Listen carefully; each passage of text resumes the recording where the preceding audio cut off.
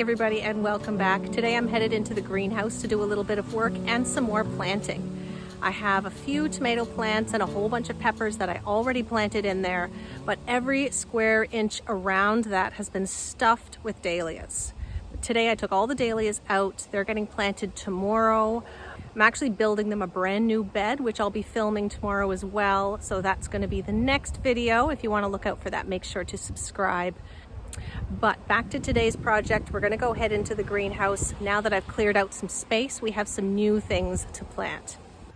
So here are the greenhouse peppers and tomatoes. There are a few different varieties of peppers and mostly paste tomatoes here at the back, looking kind of pathetic. These two had been leaning on some of the potted dahlias that I had put beside it. So they've completely fallen over. And these ones look pretty good, but I am going to stake those anyway. So only 3 of my bamboo stakes were as tall as I need them to be. The others are a bit shorter. But as a couple of the tomatoes are growing pretty strong anyway, I'm going to come back and stake those other 2 later. So what we have are, we have 2 speckled Roman on the far side, then we have an Amish paste, and then we have 2 Romas. And the speckled Romans are the ones that really need the staking right now.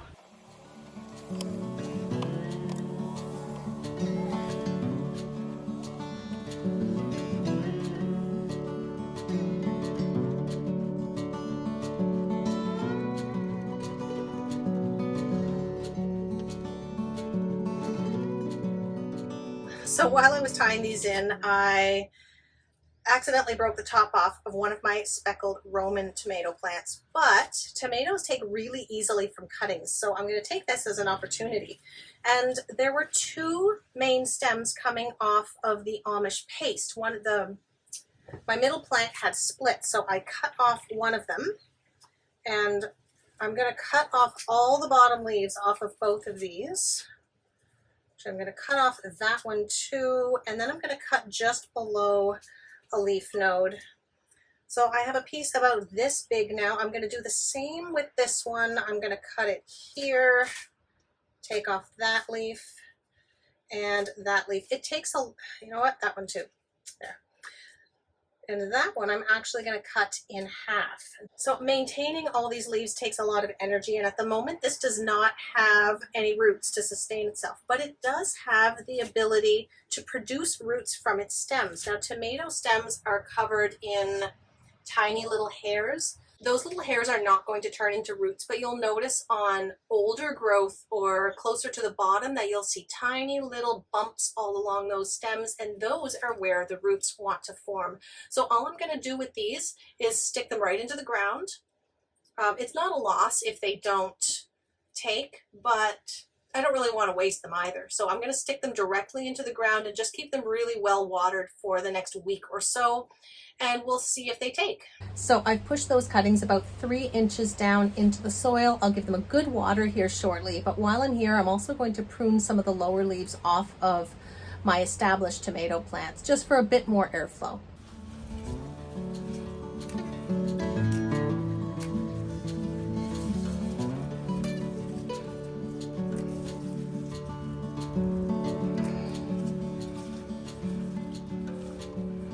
There, that's enough for this one really.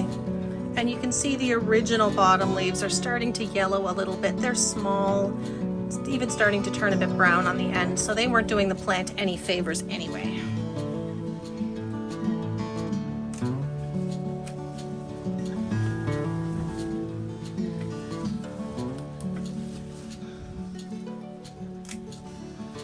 You can see there's quite a bit of these little suckers starting to form along the leaf nodes, and since I want these plants to grow up and not to bush out, I'm going to take those out too. So there are the bottoms of the tomato plants all cleaned up. Here is one of the cuttings that I planted, the Amish paste, and the speckled Roman is right there. Just tiny little things, but we'll be keeping an eye on those. So now that the tomatoes are staked and pruned, you can see that I have some basil growing under here as well. And it's a little bit floppy because it's had all that competition to deal with. But now that there's a lot more space, it should bush out. I'm actually going to start harvesting this really soon. And let's take a look into this plant here. You see these little tiny leaves starting to grow right there. Well, if I cut this plant here, those little side shoots would start to grow much quicker, and then you'll have even more. You'll have a stronger, bushier plant to harvest in a few weeks' time. So let's have a look at what I'm going to be planting today. And some of this does look a little rough, but honestly, I should have planted this 2 weeks ago. So we have first a forme de coeur tomato. That's a French name. It means heart-shaped, and this is a really nice slicer tomato that I grew last year. I only had 3 seeds, and they all came up. But I only have room for 1 plant, so I took the strongest one. We'll find room for that somewhere. Next, we have 2 little rosemary plants that I grew from seed. These are the smallest of all of my seedlings. I sold all the better ones. We're going to plant these in here permanently and see if we can get them to overwinter. Next, I have a couple herbs that I did buy. This one is pineapple sage, and this one is Vietnamese coriander, and I haven't grown either of these before. So those are new. And I have a lemongrass. Lemongrass is the one thing that I really failed at growing from seed this year. And it's been sitting down here on the dirt just like this, and you can see how badly those roots want to come out of the pot. They've grown right through and tried to root through the pot into the ground. So I'll have to cut these off to get that plant out of there. Then we have some ginger. This plant was looking a little bit more sad, but there's 2 new shoots that came up this week. It really likes the heat of the greenhouse. And this one, my big giant, little over 3 foot tall, and 3 other shoots coming off of it as well, desperately needs to get into the ground, I'm sure.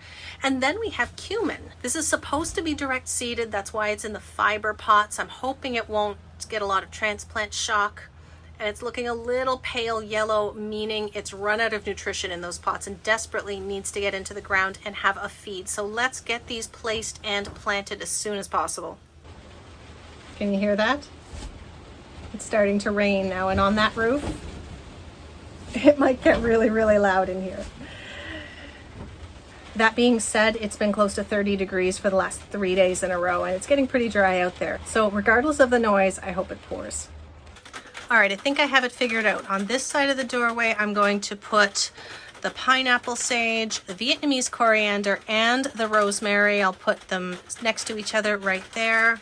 And over on this side, I'm going to put my 2 gingers, these 4 cumins, and my lemongrass.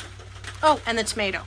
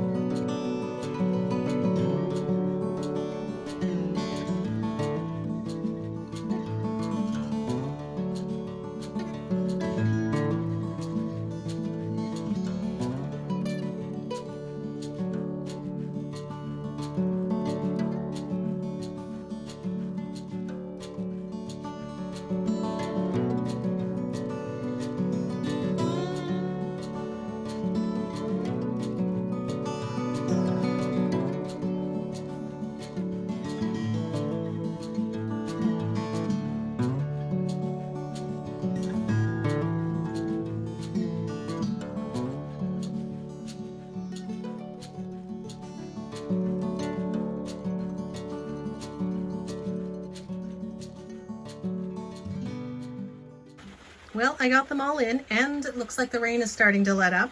It looks like there's lots of space here now, but the ginger is going to grow underground. The cumin is going to grow about 6 to 8 inches, I think. That's it. The tomato will get nice and tall, so it shouldn't compete with the lemongrass and the cumin. We'll just have to wait and see how all this works out. And then on the other side, we have the Vietnamese coriander, the pineapple sage, and the 2 little rosemary plants, and that should be just fine for this space.